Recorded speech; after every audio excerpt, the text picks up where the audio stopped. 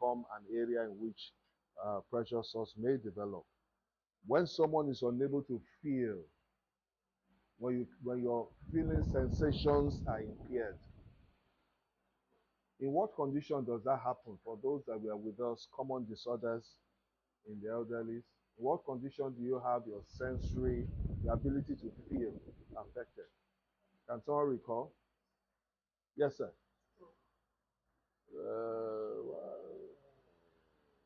Okay, it could happen. It could happen in a situation of stroke.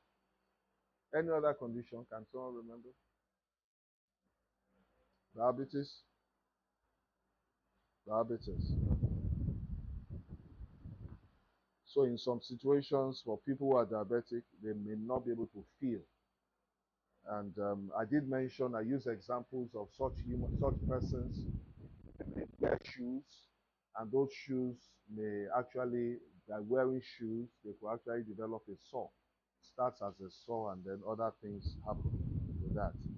So, impaired physical mobility, the person is unable to get up from bed. It's bedridden, like we use the term. You can develop pressure sores. Altered level of consciousness, person is comatose or semi-comatose, as the case may be. So the person is unable to turn by himself or herself. Fecal and urinary incontinence basically means a situation whereby person cannot control waste matter coming out, whether it's urine or feces. Person cannot control it. So the person is weeing on the bed or wherever, whether weeing on the bed or weeing on the wheelchair. Wetness, that wetness of feces and of urine would make it faster for the person's skin to be damaged. Does that make sense? All right. Malnutrition. When someone is, that's what we use it. We use an expression. We say someone is wasted, meaning that the person is just like bones, because flesh is so. Sorry, if you feel like sleeping, you may just, I permit you to, you can actually step behind and stand so you don't hinder others. Otherwise, I will make you do it. You cannot do it by yourself. All right. So I can see some people embrace, their eyelids are embracing. So you are permitted to just stand and. So okay. So for people who are malnourished, they will be all bones.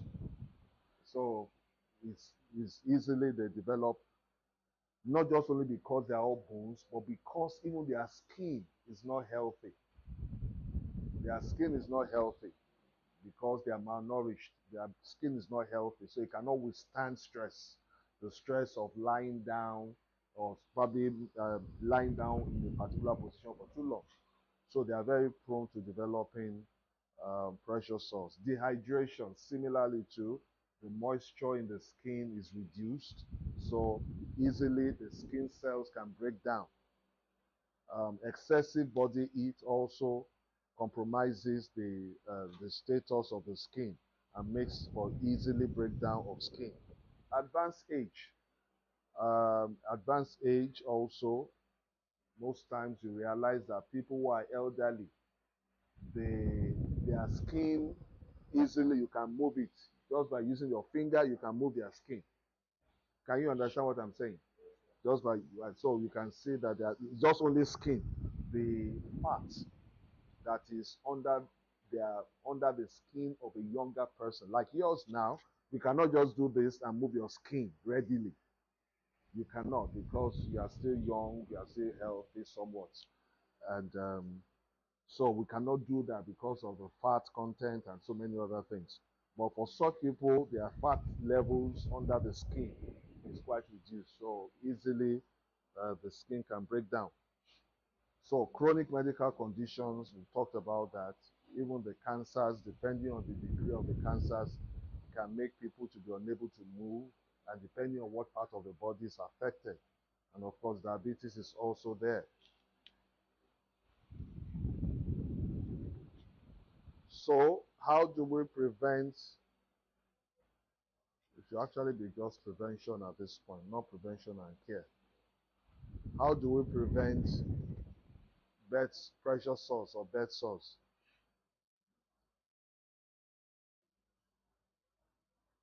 Preventing pressure sores is crucial for individuals who are at risk, just like those things I've highlighted.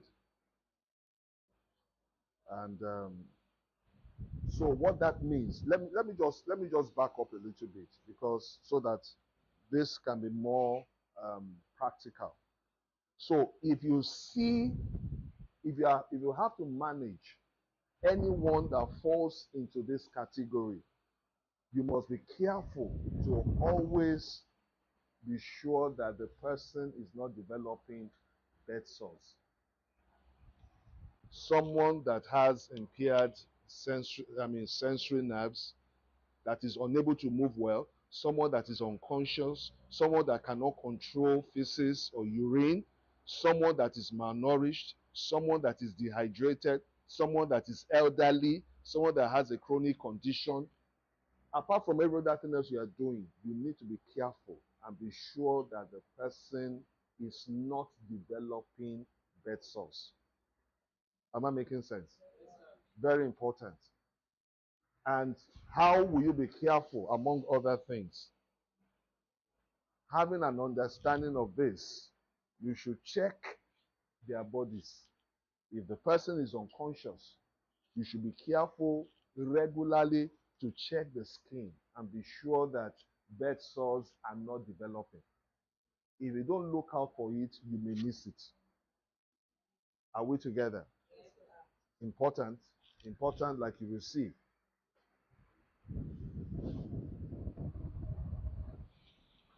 All right, so what do you do to keep bed sores from developing? Regular repositioning of the person.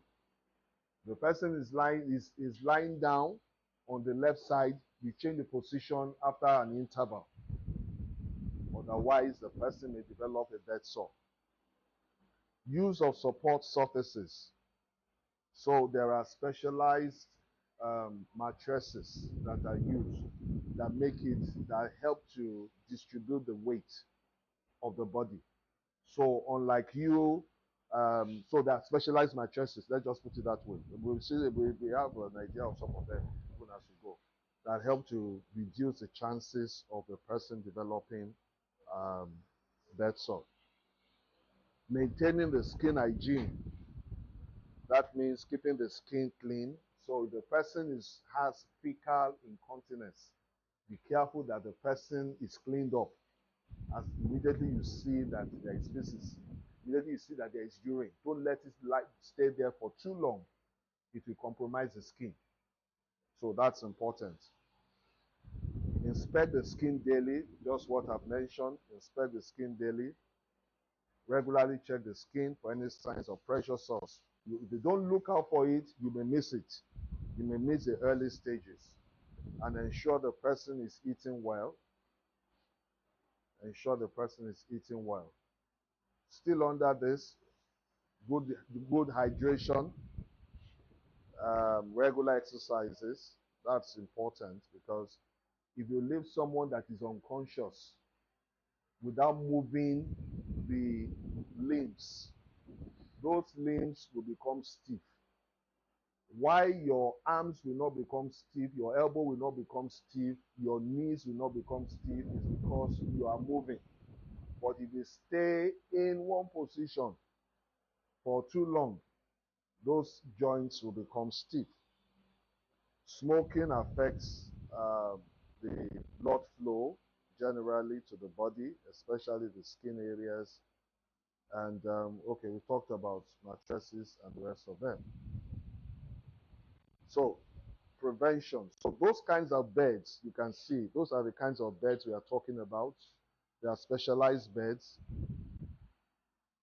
So a situation whereby, so on this kind of bed, even if a person was lying with his elbow on the surface. Ordinarily, if it's just a regular surface, the pressure will be around here on this skin area. But with these specialized beds or mattresses, they distribute it. So the pressure is not here. The pressure is distributed. They are just specialized beds. That's the way mattresses, that's the way they have been made. So it's just kind of, so it helps. So the chances of developing pressure sores here are very minimal.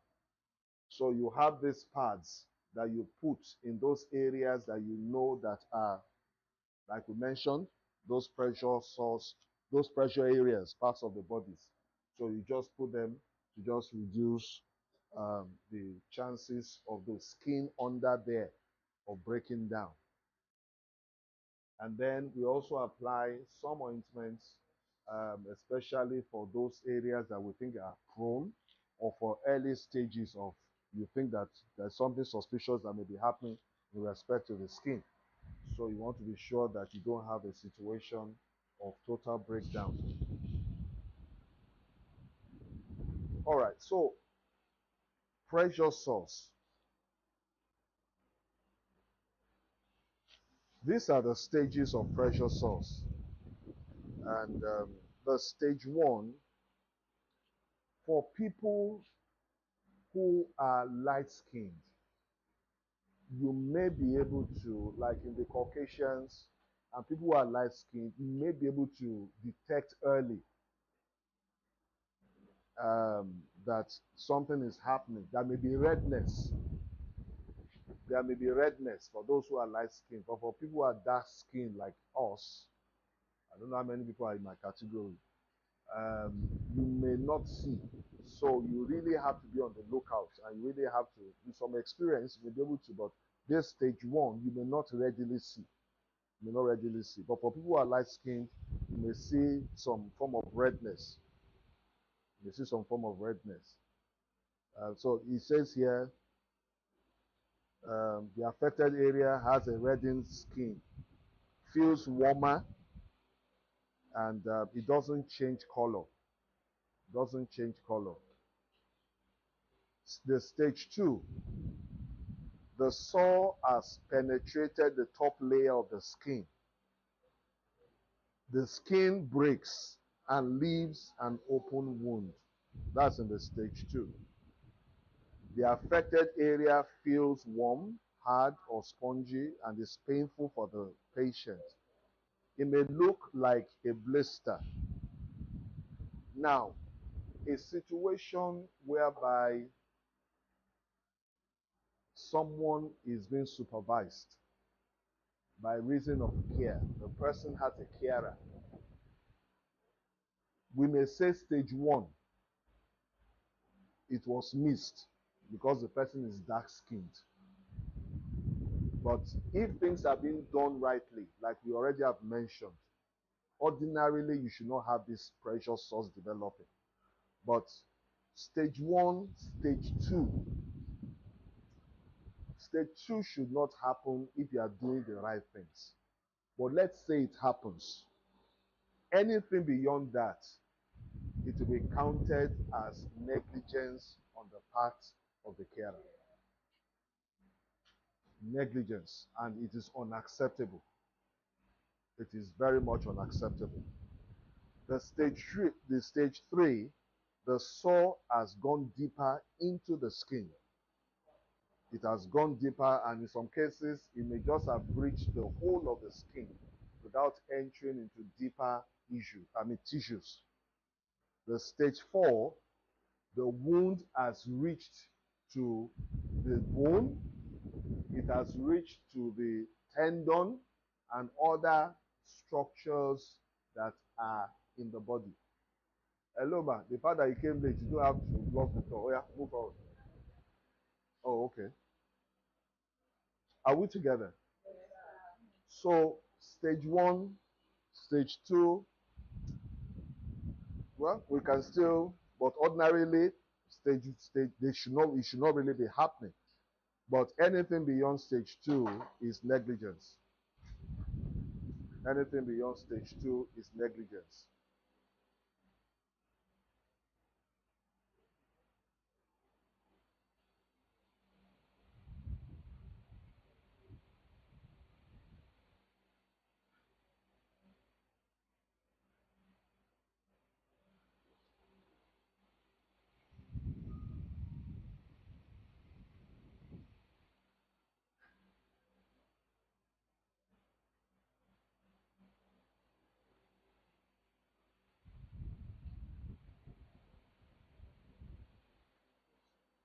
So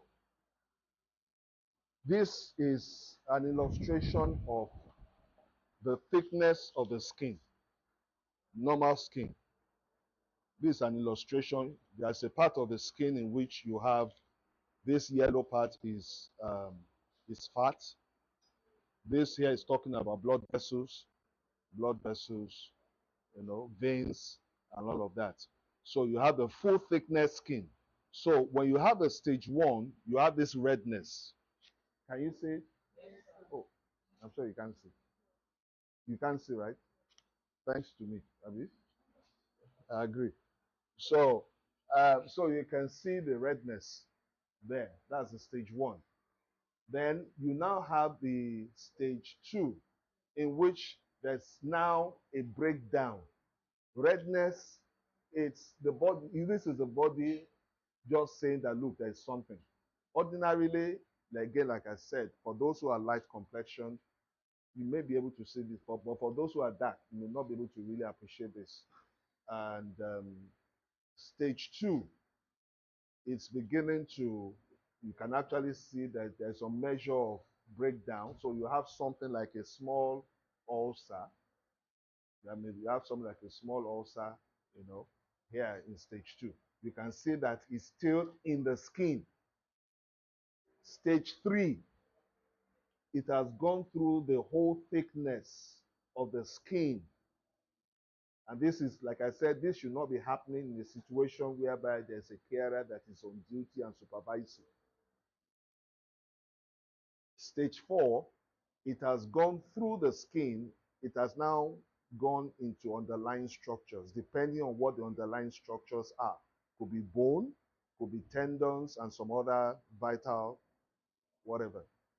Now, what this does, like we will say, is that especially for those who are compromised, like the elderly, like we mentioned, being elderly, they are just prone to infections. These are sources of infection, bacterial infection. So many times, when an elderly begins to develop bed sores, you have just provided them a shortcut out of this world. Let me repeat that again. When an elderly begins to develop bed sores, you have just facilitated their movement towards death. You have fast forwarded it. That's what you have done. So bed sores are not things that any physician wishes to see in any patient, because it's not good. If you don't manage it, and sometimes even depending on how far gone it is, there's just so much you can do, because it can be very depressing. So it's something that should not happen. It's something that should not happen, especially for people who are sick. It's not something, because you are just going to mess up. Doesn't matter what it is. Doesn't matter what it is. By the time elderly is now specifically, because that's really what concerns us. But even for those who already have an underlying sickness like cancer, they are developing bed sores. Because already cancer reduces the ability of the body to be able to deal with sickness. Cancer, that's what it does, among other things. So now you are now developing this. It could just be the infection that will just wipe away that person and just keep. It just be the infection. So you may be treating the cancer, trying to, say that, okay, we are trying to deal with the cancer, we are trying to get on top of the cancer. But by the time this is developing, the infection comes, it can just wipe off that person. So bed sores are things that should not be happening. They should not happen. Under your watch, they should not happen. They should not happen.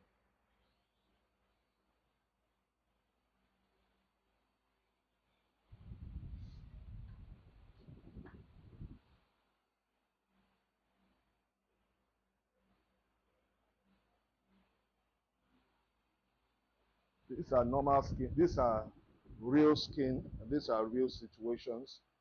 So you can see intact skin, and you can see that area of redness. Ordinarily, redness, if you put your finger, you should see that redness shift to the sides. But in this situation, if it is from pressure sore, it will not shift. It will just be there. It tells you that it is deep-seated redness.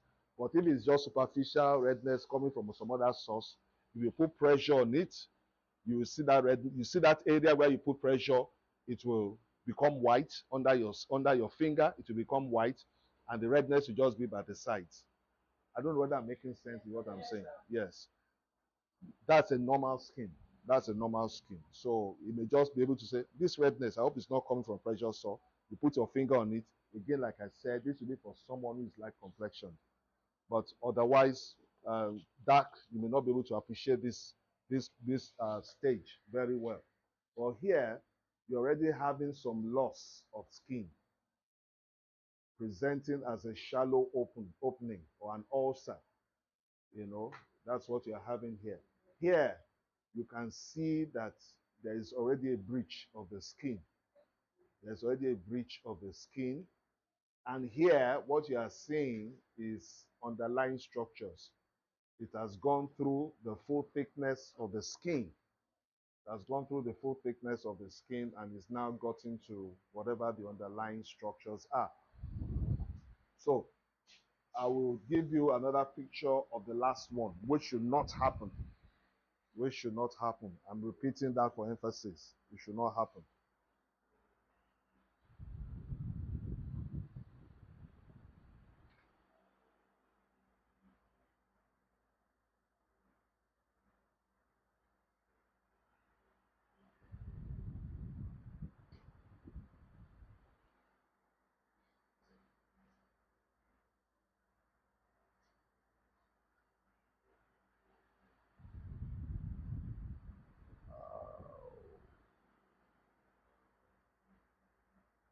I'm sure here.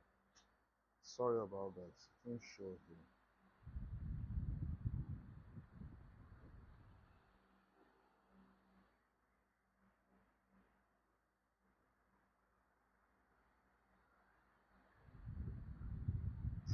Oh, pity. I really wanted to. I was really interested in showing you that. It's not a very pleasant picture, but I wanted to show you so that it can make an impression on you, so that you not forget it in a hurry. But unfortunately, it's not. But it's a real skin. It's a real situation of what I was trying to bring out.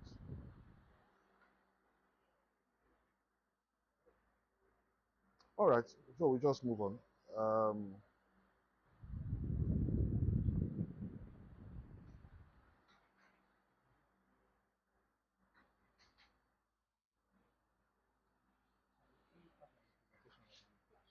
I'm sorry. He actually moved it, so I don't know what probably he moved it right way. It's part of it's on my laptop. It's on my laptop. No, no, yes. But he has already put everything on the desktop. Just everything's on the desktop. So I don't know. Minimize this thing. I think those pictures are either on top of Put them on the desktop. minimize, minimize, minimize.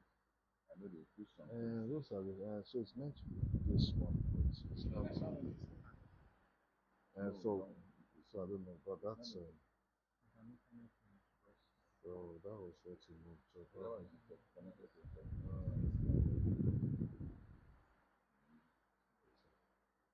and this one is not either. It's not. This one is.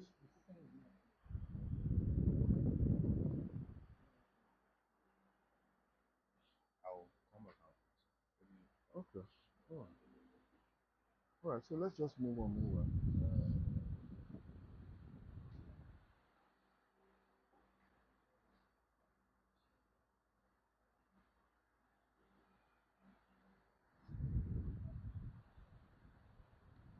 All right. So that's it for.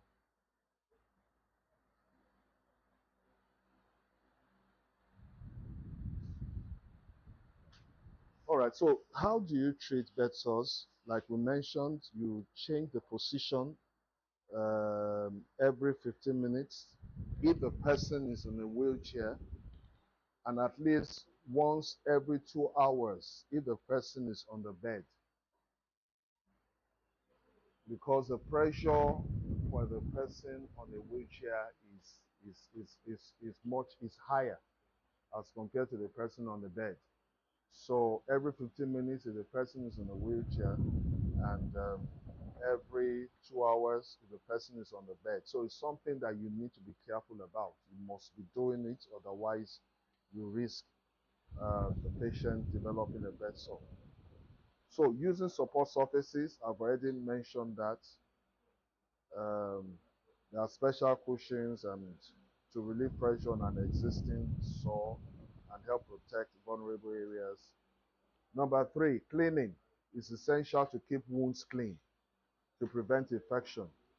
So at a stage 1, the wound can be gently, in fact, there's really no wound, so to speak.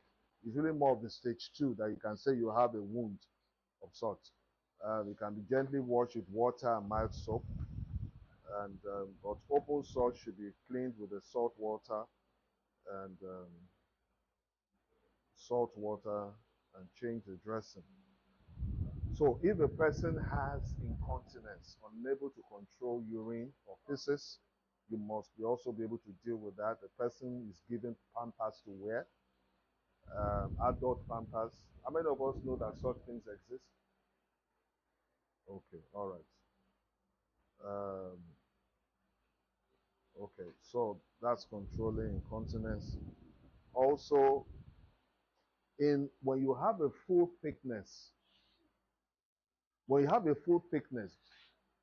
like some of the illustrations that we made there, when you have a full thickness on which the whole thickness of the skin has been compromised, depending on how wide it is, the person may not be able to heal himself or herself, depending on how wide it is. So, for example, um, let's say it's a full thickness. Let's say it's a full thickness kind of damage that has been done to the skin. Let's imagine it's something like this. Over time, the body will try to heal. It will leave a bad scar. It will leave a bad scar because the body will try to breach this, but it will take time. It will take time. So it'll be dressing and dressing and dressing and dressing before it heals. So we just have one ugly scar there for the healing. But if it is something that is bigger, you may need to do a graft. You may need to do a graft. How many of us know what a graft is? Okay, so a graft is we take part of the person's skin and we put it there. We put part of the person's skin over that area so that we can cover that wound. Otherwise, that wound may be there forever. You just be dressing and dressing. But we cannot do that until we are sure that the coast is clear, because it is not in every person you can do that. You have to see that this wound, when we have done that, it can heal. So there are some wounds that until they look healthy enough, we cannot do that. Otherwise, the graft will break down. The graft will break down. So there are different types of grafts that we do. So we may take from the thigh, and we put on that part of the body that is we want to cover up, because there's a way in which you can take skin, or skin can be compromised. So let's say this is the thickness of a normal skin. Are we together? So this is a thickness in which we are saying is from here to here, the thickness of a normal skin. If there is anything that affects the skin and it happens about here, the skin will still heal by itself. It will still heal. Why? Because what creates healing in the skin is produced from the basement of the skin. So skin is produced from down up, down up, down up. So as long as this down area is unaffected, the body can still regenerate itself, or the skin can still regenerate itself. Does that make sense? All right.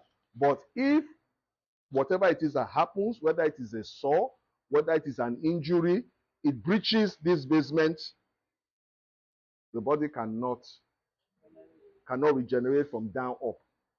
All it will try to do is it will try to just come together to see how they can cover up this. But again, like I said, depending on how wide it is, it may take forever. So you are just going to be dressing and dressing and dressing and dressing. So one of the things we do to assist this process is that we bring skin from somewhere else and we put it here to just cover it. Hmm? And when we are going to take that skin from somewhere else, because we have this knowledge, we will not take the skin like this. We take it like this because we know that it will regenerate from down up. Are we together? So even though we take the skin from the thigh, it will heal. We know it will heal because we know how we took it. We know it will heal. But in some situations, we may actually have to. It's a complex process. You don't need all that information anyway. So don't let me confuse you. But let's just leave it as it is. Let's make it simple. So that's as simple as at least for your level. Okay, so plastic surgery, yeah, that's for the more advanced. Um, then removal of damaged tissue. For as long as, because what happens many times is that when you have that part of the body that is damaged, let's assume this is the full thickness of the skin. This is the basement that produces the skin cells. If you have something like this, like a damage like this, usually the dead tissue that is here must be removed. It must be removed. If you don't remove this dead tissue, this will never heal. Do you understand what I've just said? All right. So if you don't remove this dead tissue, this will never heal.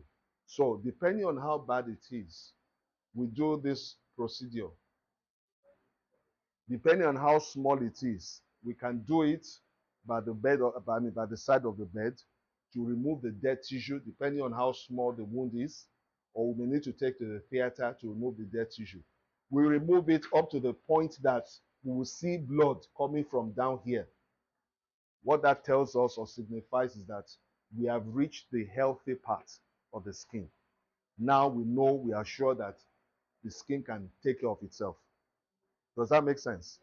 So we make sure we remove it to the point that we see healthy cells and blood is coming, blood is flowing. Then it means that we have reached. But when you are removing all these ones, there won't be any blood because they are dead. There won't be any blood. You just remove all this. There won't be any blood. There won't be any blood. There won't be any blood. There won't be any blood. But you reach the point in which there is blood, because it's even the blood that will bring all the nutrients that are needed for healing to take place. So at that point, you know you have reached a healthy place, and then you can begin to dress from there. And then the healing will begin. It will begin to fill up from down. Fill up, fill up, fill up, fill up, fill up, fill up, fill up. That's how healing occurs with the dressings that you are making. So you are not just dressing for dressing sake. You need to be sure that that wound itself can heal itself. But even if it cannot heal itself, you still need to make it to look good and healthy enough for you to do a skin graft. Any questions? Am I still making sense? Yes, sir. All right. So that's what this is about. Removal of damaged tissue, or debridement. Debridement, that's what we call it. Then we talk about the place of dressings. So again, in some situations, you may need to place on antibiotics because, like I said, infection can actually happen through pressure sores, and those infections can be very bad. They can be very, very bad. So you don't want pressure sores. Like again, like I said, it's a bad sign. It's a bad sign whenever you see it. The person should be eating healthy. The person should be eating healthy. Very important. Someone that has bed sores should be eating healthy. Someone that has bed sores should eat healthy. And of course, the caregiver should also know what to do to ensure that. Yes, sir. Please go ahead.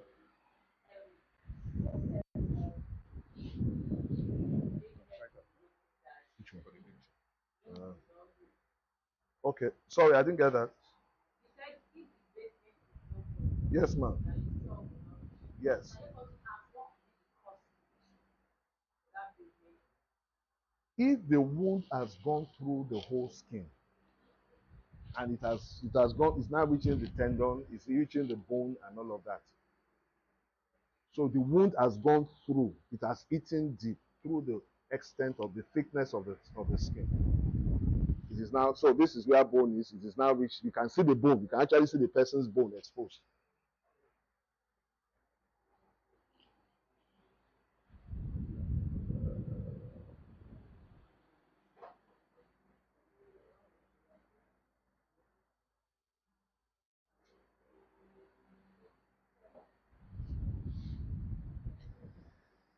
Is it connected to the internet?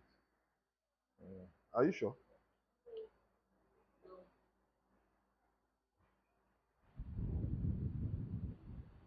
Doesn't look so.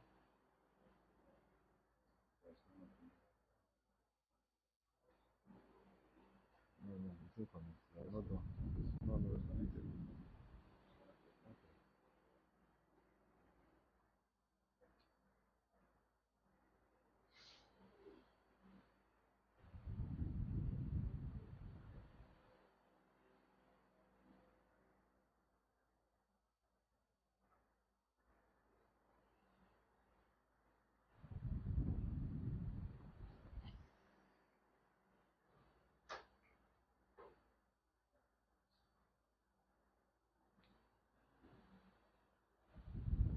Any other questions for me?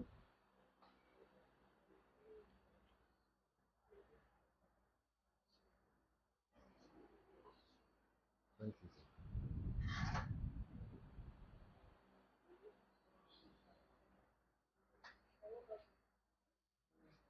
All right. So that's just above the person's buttock. So you can see how bad these things can be. You can see the underlying structures. It has gone through the whole skin. So this way, it will not, for it to come together, it will take from